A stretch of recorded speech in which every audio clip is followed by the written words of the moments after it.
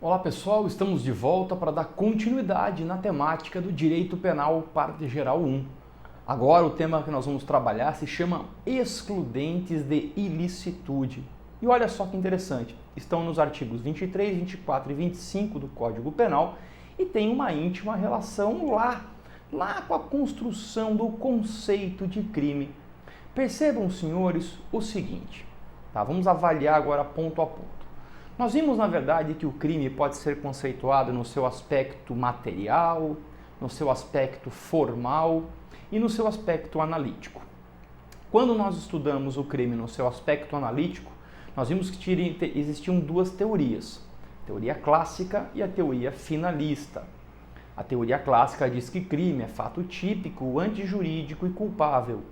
E a teoria finalista diz que o crime é fato típico e antijurídico.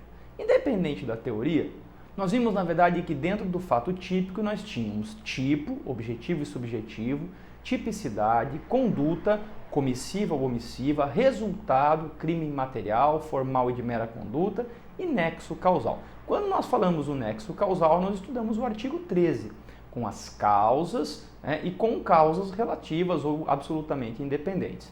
Quando nós falamos do tipo objetivo, vimos que era o verbo, o subjetivo era o dolo ou a culpa, vontade livre e consciente ou negligência, imprudência ou imperícia.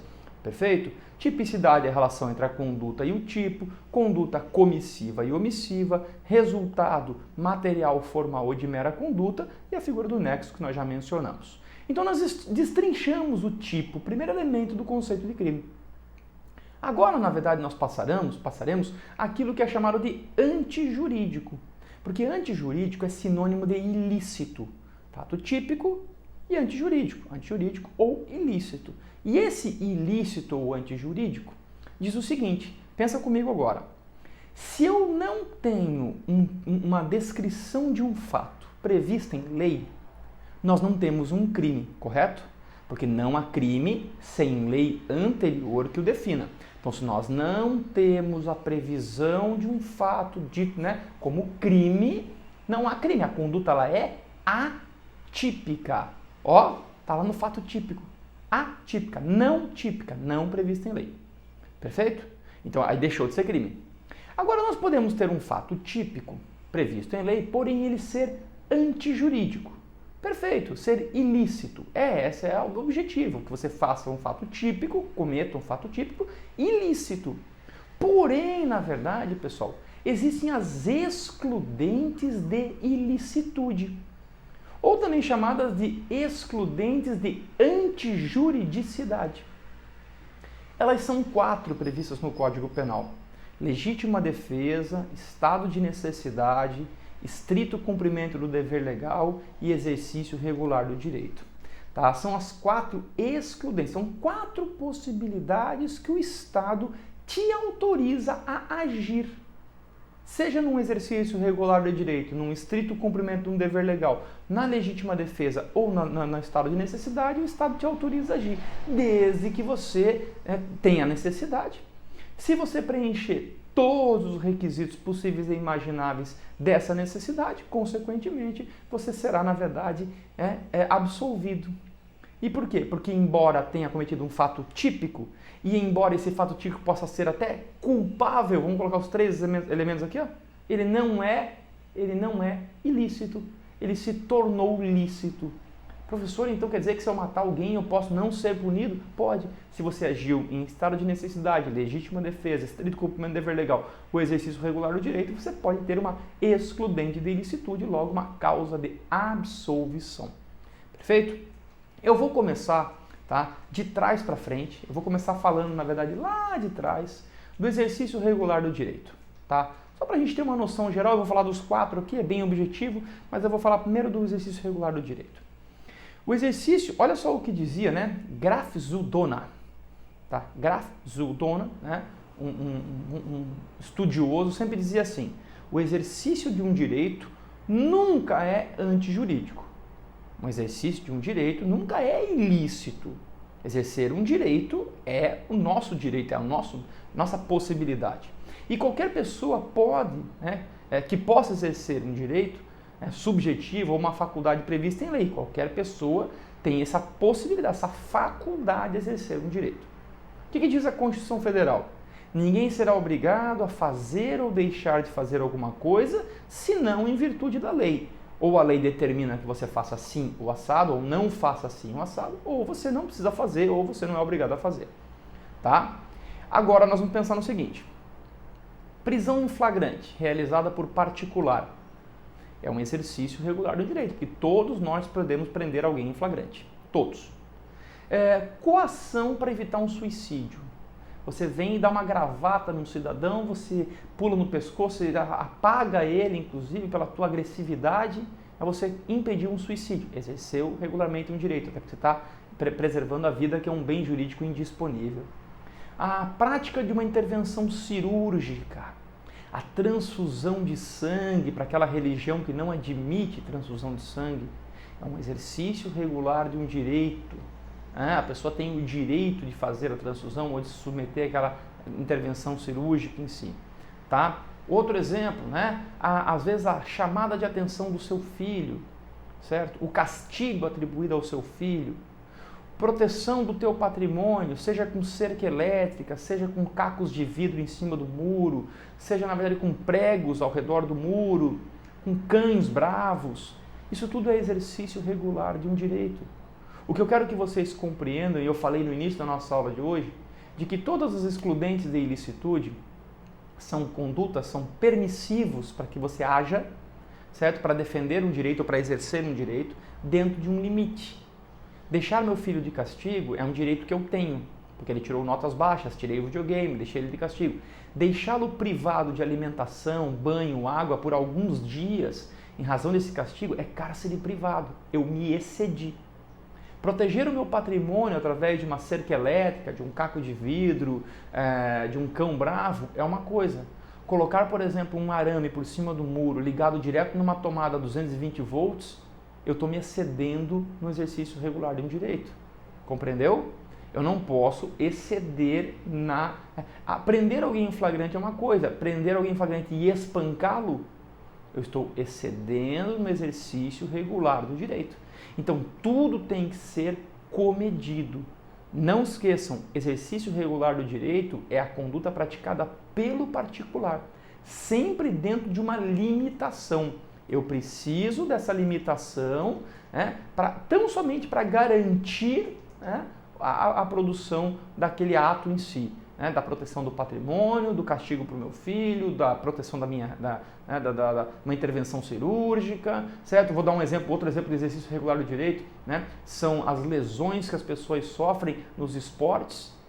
Você não pode alegar uma lesão corporal num boxe, num Muay Thai, num Jiu-Jitsu. Você está abrindo mão do direito à sua integridade física em razão daquele esporte. Você está exercendo regularmente um direito. Lembra? Lembra que eu já comentei em sala de aula, inclusive, em aulas anteriores, que a lesão corporal, a tatuagem é considerada uma lesão corporal de caráter deformante e permanente. Por isso que menores de 18 anos não poderiam se tatuar, sem autorização dos pais. Agora, a autolesão é um exercício regular do seu direito. Eu não lhe puno pela autolesão. Lembra do princípio da transcendentalidade? Certo? Tudo isso, então, está relacionado ao exercício regular do direito. Vou para o segundo agora, das quatro excludentes de ilicitude, vou para a segunda agora. A segunda se chama estrito cumprimento do dever legal. Bom, já dá para perceber aqui que quem tem o dever da lei e quem age no estrito cumprimento do dever da lei é o servidor público. Então, o estrito cumprimento do dever legal é servidor público. Dirige-se aos funcionários públicos, ou agentes públicos em si, que agem por ordem da lei, não excluindo o particular que exerça a função pública. E vou dar um exemplo para vocês. Se algum de vocês foi mesário nessa última eleição, enquanto mesário, vocês eram funcionários públicos. Se algum de vocês já foi jurado no tribunal do júri, enquanto jurados, vocês foram servidores públicos. Se algum de vocês já exerceu a função de perito num processo judicial, enquanto perito, vocês foram servidores públicos. Então, são particulares a serviço público. Mas os agentes públicos em si, a regra do estrito cumprimento do dever legal é direcionar para o servidor público em si. É para ele que serve, na verdade, essa excludente de ilicitude. Tá? Os excessos de um estrito cumprimento do dever legal caracterizam-se abuso de autoridade. Se você extrapola no estrito cumprimento do dever da lei, você abusa na autoridade, certo? E automaticamente o dever legal, que emana do texto da lei, né, pode ser direta ou indiretamente da lei. Pode ser da lei ou pode ser de uma obediência hierárquica, que nós vimos na aula anterior, certo? Pode vir de uma ordem não manifestamente ilegal de um superior hierárquico e assim por diante. Então assim, ó, não haverá crime quando o agente pratica o fato no estrito cumprimento do dever da lei. Ele me deu uma ordem de parada, ele me revistou, me encontrou com uma ordem de prisão, eu reagi, ele me deu uma ordem, uma voz de prisão e me algemou. Ele está no estrito cumprimento do dever legal. Regra geral, esse é o exemplo mais clássico dentro do direito penal. Né? A polícia militar, ao longo da pandemia do Covid-19, que chegava em determinadas empresas abertas, contrárias aos decretos municipais, e fechava as portas. Lacrava aquele estabelecimento, estão no estrito cumprimento do dever legal. Perfeito? Estrito cumprimento do dever legal. Aí vem uma pergunta que cai em todo concurso. Professor, policial, seja ele militar, civil, rodoviário, não interessa. Policial que mata o bandido num confronto, age no estrito cumprimento do dever legal? Antigamente esse era o posicionamento da lei. Dizia-se que um policial que matasse algum cidadão num confronto agia no estrito cumprimento do dever legal. Hoje eu pergunto para vocês, é dever legal do policial matar o cidadão? Não é. Se não é dever legal, ele não está no estrito cumprimento do dever legal. Então ele vai se encaixar numa outra excludente que nós já vamos estudar, porque ele vai ser isento de pena, sim, ele vai ficar beneficiado, porém não vai se encaixar aqui no estrito cumprimento do dever legal. Então nós vamos fazer assim, até para não ficar demasiadamente longo a nossa aula, nós vamos dividir essas excludentes de ilicitude em duas partes. Essa primeira parte, excludente de estudo, nós tratamos de estrito cumprimento do dever legal e exercício regular do direito, funcionário público e particular. Lembrando que eu vou te dar um limite, esse limite é baseado no bom senso do homem médio, é aquilo que você tem que fazer dentro da legalidade. É aquilo que tem que fazer para proteger teu filho, tua casa, teu patrimônio, assim por diante, dentro de um limite. Eu vou dar um exemplo prático para a gente encerrar aqui a situação. A história, na verdade, não sei se vocês chegaram a acompanhar pelas redes sociais, existe um perfil no Instagram, @papodecriminalista, e é lá de São Paulo, né, do Dr. Mário, um advogado de São Paulo, que está fomentando a defesa da advocacia criminal. E nesse site, nesse perfil do Instagram, uma vez foi postado um vídeo de um advogado numa sala de audiência que teve um tumulto com o juiz, teve um desentendimento com o juiz mandava ele sair, o policial veio tentar cumprir a ordem para que ele saísse dali, e ele dizia, só saio daqui se for algemado. E aí eu pergunto para os senhores, o policial algemou? O policial tinha bom senso. O policial percebia tratar-se de um senhor de idade, advogado respeitado naquela comarca, não havia necessidade de algemá-lo, certo? Ele apenas cumpriu estritamente o cumprimento do dever legal ao determinar a saída, a retirada dele da sala. E ele dizia, me algeme, senão eu não vou sair. E aí, claro que ele estava fazendo aquilo para criar também uma resistência à ordem policial, mas ele acabou saindo sem ser algemado, estrito cumprimento do dever legal. O direito que eu tenho, enquanto advogado, de defender os teus interesses é um exercício regular do meu direito, de pedir a palavra, de falar, é um exercício inclusive profissional, mas é de um chamado munus privado. Existe o munus público, que é ligado, na verdade, ao servidor público, e o munus privado, que é a função do advogado. E aí, para fechar com um exemplo aqui do exercício regular do direito, eu dei o exemplo anteriormente falando de um senhor, eu só mencionei rapidamente, mas teve um senhor que acabou sendo processado por maus tratos de animais, tá? Ele não maltratava animal, certo? Ele não maltratava, ele tinha cachorro, ele tinha uma série de coisas, só que os cachorros comiam a horta dele, estragavam a horta dele, faziam cocô, andavam por cima da horta dele. E o que ele fez? Ele cercou a horta dele, certo, com ripas de arame, certo, de aqueles ferros de construção, passou um arame por todo ao redor daquilo e ligou na tomada. Quem conhece cerca elétrica sabe que a cerca elétrica trabalha por pulsos. A cerca elétrica ela vai, às vezes, até jogar o cidadão que vai estar entrando na tua casa longe, mas não vai tirar a vida. E ali ele acabou, na verdade, fazendo com que o cão, não lembro qual foi o animal, mas grudou naquele ferro ali, e aí o choque elétrico eletrocutou o cão e ele acabou respondendo, porque ele excedeu no exercício regular do direito. Perfeito? Então, nesse tópico aqui, vamos falar do exercício regular do direito e do estrito cumprimento do dever legal, e no nosso próximo encontro a gente vai falar então daí do estado de necessidade e da legítima defesa. Bons estudos e até o nosso próximo encontro.